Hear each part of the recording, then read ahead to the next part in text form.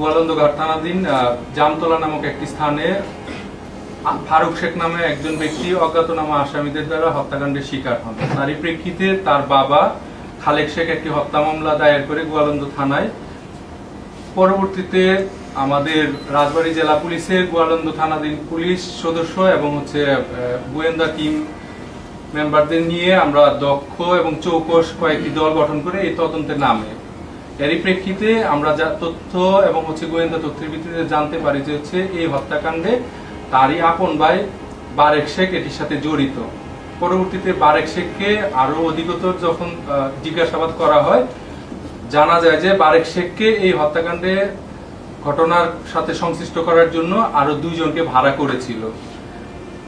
মূলত এই 3 জনকে আমাদের গোয়ালন্দ থানা পুলিশ গত 23 তারিখ রাত আনুমানিক 1টার দিকে আমরা অ্যারেস্ট করি। পরবর্তীতে বারেক শেখ এবং বারেক শেখের তথ্যের ভিত্তিতে তার 2 সহযোগী সদস্যদেরকে গোয়ালন্দ থানাধীন এলাকা থেকেই অ্যারেস্ট করা হয় এবং তাদের দেয়া তথ্যের ভিত্তিতে এই হত্যাকাণ্ডে ব্যবহৃত 2টি ধারালো দা, তাদের পরনের গেঞ্জি এবং প্যান্ট, পাশাপাশি মাস্ক আমাদের গোয়ালন্দ থানা পুলিশ এবং ডিবি পুলিশ সদস্যরা রিকভার করে। এই ঘটনার প্রেক্ষিতে আমরা এটি জানতে পারি যে এই হত্যাকাণ্ডটি পূর্ব পরিকল্পনা থেকে এবং পূর্ব একটি ক্ষোভ ছিল।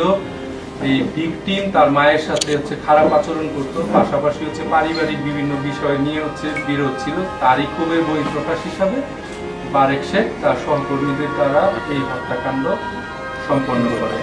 3 জন আসামিকে আমরা পরবর্তী আইনি কার্যক্রমের জন্য আদালতে আমরা উপস্থাপন করেছি এবং পাশাপাশি আমাদের অধিকতর তদন্ত কার্যক্রম অব্যাহত আছে।